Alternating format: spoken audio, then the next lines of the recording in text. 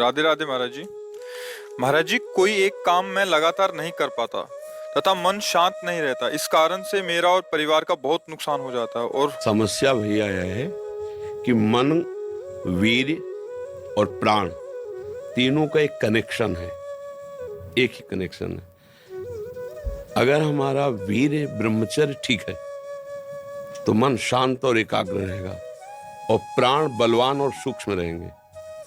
अगर वीर्य कमजोर हो गया तो मन चंचल, अशांत और प्राण स्थूल और बलहीन हो जाएंगे। स्थूल, सूक्ष्म नहीं होंगे। अब हमको मेन पॉइंट पर सुधार करना है, चाहे गृहस्थ हो चाहे विरक्त। गृहस्थ के लिए भी एक संयम से बर्ताव करने के लिए कहा गया है, और अगर जब तक ब्याह नहीं हुआ तब तक तो और संयम से रहना ही चाहिए। अगर हम लोग वीर्य का महत्व समझने लगे, ब्रह्मचर्य का, तो हमारा जीवन काफी संकटों से निवृत्त हो सकता है। अध्यात्म शक्ति वीर्य से ही प्रकट होती है। जब हम ब्रह्मचर्य से रहते हैं, भजन करते हैं, मान लो गृहस्थी में है, भगवान कश्यप जी 10,000 वर्ष तक ब्रह्मचर्य रहे। फिर उन्होंने माता विनता के गर्भ में, जानते हो कौन पैदा हो? भगवान गरुड़ जी पैदा हुए। कितने बलशाली, भगवान के वाहन, पूरे विश्व ब्रह्मांड को अपने एक पंखे में रख के उड़ सकते हैं। 10,000 वर्ष भजन किया तो फिर गरुड़ जी पैदा हुए। अगर गृहस्थी में भी है, संयम से रहकर भजन करके फिर तो बुद्धिमान, ज्ञानवान, बलवान बालक पैदा होगा। मुझे लगता है ब्रह्मचर्य की तरफ से हमारे समाज की दृष्टि हटती चली जा रही है। मनोरंजन के भाव में वो ब्रह्मचर्य, इसलिए हमारा मन अशांत। बोलो, अब इस समय आप यौवन अवस्था में हो, इस समय तो उत्साह रग रग में रहता है, नहीं, चेतना रग रग में रहती है। हम नए बच्चों को देखते हैं उत्साहहीन, मतलब जैसे डिप्रेशन में हो। चेहरा देखकर ऐसा लगता है जैसे परेशान हो। क्यों परेशान है? क्योंकि आंतरिक जो शक्ति सपोर्ट करने वाली है, अब मन जिस विचार में फंसा देता है, बिना मतलब फंसाए, कोई भय नहीं, वो भय दे रहा है। कोई शोक का कारण नहीं, वो शोक दे रहा है, चिंता दे रहा है।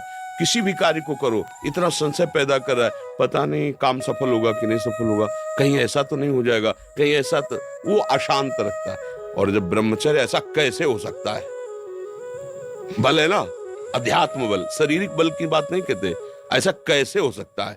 यदि एक बार ऐसा हुआ तो 1000 बार मैं प्रयास करूंगा और इस पर विजय। वो मतलब जिद्दी स्वभाव, एक निष्ठा, उसी से आती है, उसी से। ये जो संत महात्मा बड़े बड़े कष्टों को रौंद करके वो मेन पावर है। और हम लोग उससे, प्राण हमारे स्थूल हो गए, वासनात्मक, मन हमारा चंचल अशांत हो गया। क्यों? क्योंकि हमारा ब्रह्मचर्य ठीक नहीं है। अब उस पर किसी की दृष्टि नहीं जाती। अब ब्रह्मचर्य कैसे ठीक हो? हमारा संग ठीक नहीं, हमारा भोजन ठीक नहीं, हमारा दृश्य ठीक नहीं, हमारा श्रवण ठीक नहीं, गंदी बातें देखें, गंदी बातें सुने, गंदा विचार आए, गंदी क्रियाएं करें, फिर ब्रह्मचर्य कैसे रहा जा सकता है?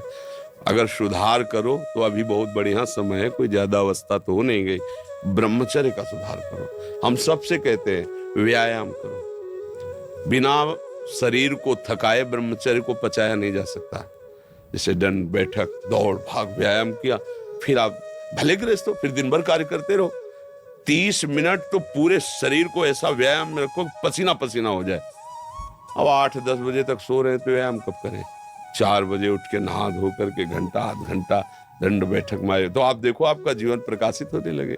ये नहीं कहते कि बाबा जीवन, गृहस्थी में भी, गृहस्थी जीवन कोई साधारण इतना बड़ा बोझा लाद के चलना है परिवार का। शरीर स्वस्थ नहीं, विचार ठीक नहीं तो क्या है?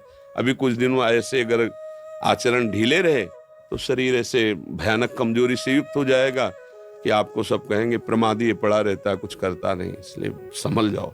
ब्रह्मचर्य ही परम तप है, ब्रह्मचर्य ही परम धन है, ब्रह्मचर्य परम एकाग्रता है। एकाग्रता ब्रह्मचर्य से आती है। आंख मूंदो या खुली रखो, अगर ब्रह्मचर्य ठीक, एक शीतलता, एक गंभीरता, और जिधर दृष्टि लगा उधर एकदम चिपक जाएगी जाके। जैसे भजन में, नाम में, एक, या आप संसारिक कार्य में बहुत अच्छा कार्य करोगे। अगर आपका ब्रह्मचर्य ठीक ना तो जिधर बहुत अच्छा कार्य करोगे। तो शरीर में दम ही नहीं है। यंत्र का जमाना हो गया है। पहले खेती जोतते थे ना किसान, एक फार वाला होता था और पूरे खेत को उसी से जोतला है। बलवान होते थे। 2 लीटर मठा और 8 रोटी पाए, बैल की जैसी ताकत। अगर बैल को नाथ पकड़ के रोक ले तो वो वही खड़ा हो जाए। और आज अब ट्रैक्टर से जोती है, कोई मेहनत तो लगनी नहीं है। तो ये शरीर का हम लोग बहुत बुरी तरह से पतन कर रहे हैं। बड़ा कीमती शरीर है, हाँ, इसमें बहुत चेतना की आवश्यकता है। संसार में रहते हुए भगवान का सत्य का मार्ग चयन करके हमें भगवत प्राप्ति करनी। अरे कम से कम जितनी ऊंचाई पे आ गए उससे नीचे तो न जाए। सुअर कुत्ता तो न बनना पड़े, मनुष्य बन गए हैं तो ऊंचे चढ़े कि नीचे गिरे, पर यह ध्यान नहीं रहता। हम काम करने लगते हैं वही जहां नीचे गिरना है। अब दूसरे जीवों का मांस खाना, शराब पीना, जुआ खेलना, व्यभिचार, ये कहां ले जाएगा?